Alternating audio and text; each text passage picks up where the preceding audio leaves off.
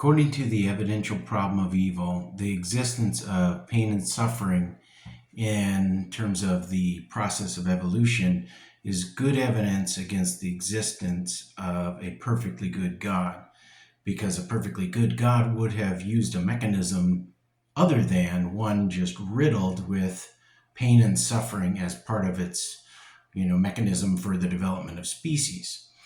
Now, oftentimes this is supported by the claim that, well, if God really was using evolution, God could have done all these different things like adding an antiseptic, a pain reliever to the fangs of the animals so that when it's killing prey, it'll have a little minor mercy such that it won't be in so much pain when it's getting ripped to shreds or torn apart.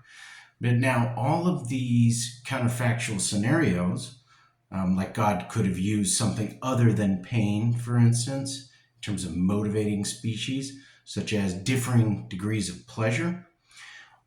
That's arguable, okay, because pain is such a good motivator in terms of aversion to particular stimulus or danger. But let's just set that aside. All of these hypothetical scenarios of what God could have done, such that God could have used a process with a lot less pain and suffering, presuppose that doing so was possible while also securing all the goods that come from evolution. So that is to say, this is not merely a logical possibility. Could God have created a world that had less suffering in it because God used a different way of producing the advancement of the species?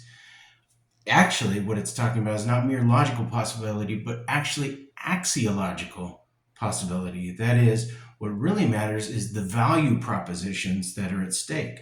Could God have used these alternative means while also achieving the same great goods that come from the evolutionary process as we find it? And Christopher Southgate has argued, quote, "There is no reason to suppose that there was any way open to God by which God could have created a world with this richness of beauty, complexity, ingenuity, and intricate interdependence of creatures, with the opportunity to flourish with a better balance between these values and the disvalues of struggle, competition, violence, and suffering." So the only way thesis puts the ball back in the skeptic's court and says, you can't just lobby at us all these hypothetical scenarios. You have to show us that these hypothetical scenarios were axiologically possible in terms of being able to secure the same goods that the evolutionary process as we find it does. But there's good reason to think that's not the case. As I mentioned earlier, there's the example of saying, well, instead of pain being the motivator, you could have differing degrees of pleasure. But pain is a motivator that is unrivaled. I mean, just think about it. When you're in pain, when you touch a hot stove and you feel that pain, you automatically have that revulsion, that automatic reaction to get away from it. And you learn from that, and then you grow and become able to avoid it the next time. But if you touch the stove and you're going from a certain state of pleasure down to another state of pleasure, is that really a motivator for you to take away your hand? Maybe, because you're like, this isn't as pleasurable, but it's not the same thing. Diminishing pleasure isn't the same thing as introducing pain.